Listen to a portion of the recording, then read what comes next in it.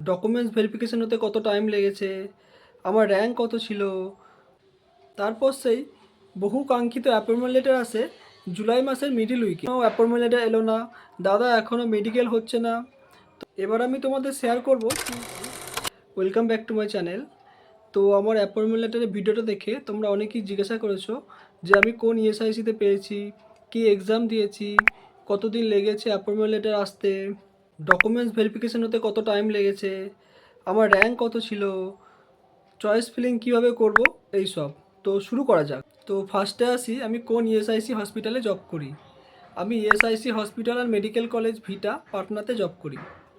দেন আমি কোন এক্সাম দিয়ে এটা পেয়েছি, আমি CRE 2 এক্সাম দিয়ে এটা পেয়েছি। তো এবার আসি পুরো প্রসেসটাতে। তো আমাদের 2024 ডিসেম্বরের ফার্স্ট উইকে ফর্ম ফিল আপ হয়। দেন এক্সাম হয় ফেব্রুয়ারির লাস্ট উইকে। দেন রেজাল্ট বের হয় এপ্রিলের ফার্স্ট উইকে। তারপর চয়েস ফিলিং শুরু হয় এপ্রিলের শেষের দিকে।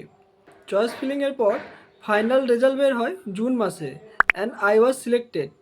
আমার র্যাঙ্ক আসে URA 525। দেন আমাদের ডিভির জন্য ডাকা হয় জুলাইয়ের ফার্স্ট উইকে।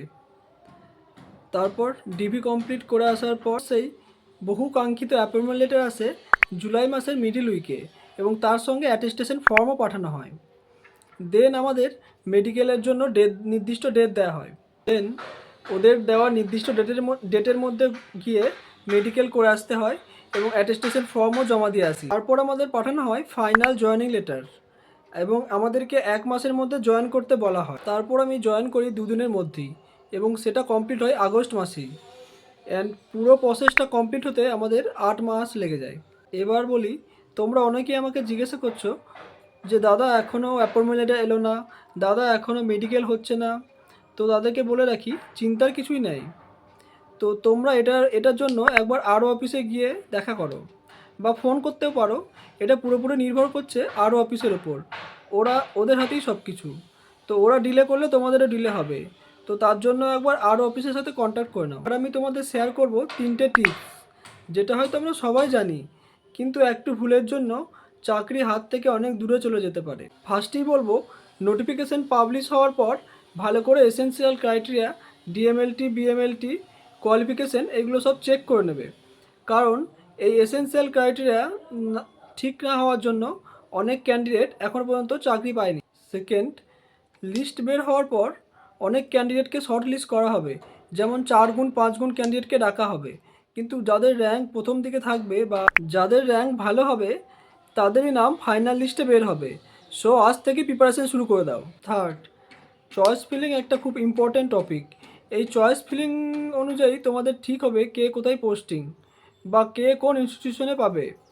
তো চয়েস ফিলিং খুব ভালো করে করতে হবে। অবশ্যই তোমাদের বাড়ির কাছে যেগুলো তোমাদের আগে প্রায়োরিটি, সেগুলোকে আগে ফিল আপ করবে। তারপর ভেবেচিন্তে বাকিগুলোকে সব ফিল আপ করে দেবে। তারপর যতগুলো অপশান পাবে সবগুলোই ফিল আপ করে দেবে। অ্যান্ড দেখে শুনে MCSIC ফিল আপ করবে। যেমন এসেনশিয়াল ক্রাইটেরিয়া বা র্যাঙ্ক অনুযায়ী কারো মনে হচ্ছে যে আমি আগে ল্যাব অ্যাটেন্ডেন্ট পেতে পারি, তো আগে ল্যাব অ্যাটেন্ডেন্ট ফিল আপ করবে, তারপর JMLT ফিল আপ করবে। এরপর MCSICর মধ্যে কোনটা তোমাদের জন্য প্রেফারেবল, ESIC স্যালারি স্ট্রাকচার কেমন, ডিউটি আওয়ার্স কেমন, কত ছুটি পেতে পারো, এই সবই শেয়ার করব তোমাদের সাথে পরের ভিডিওতে, যাতে তোমরা MCSICর মধ্যে ডিসাইড করতে পারো কোনটা তোমাদের জন্য প্রেফারেবল। Thanks for watching. আর ভিডিওটি ইনফরমেটিভ মনে হলে সবার সাথে শেয়ার করে দিও। আর চ্যানেলে নতুন হলে চ্যানেলটিকে অবশ্যই সাবস্ক্রাইব করে দিও, যাতে পরের ইন্টারেস্টিং ভিডিওগুলো তোমাদের কাছে পেতে পারো। টাটা।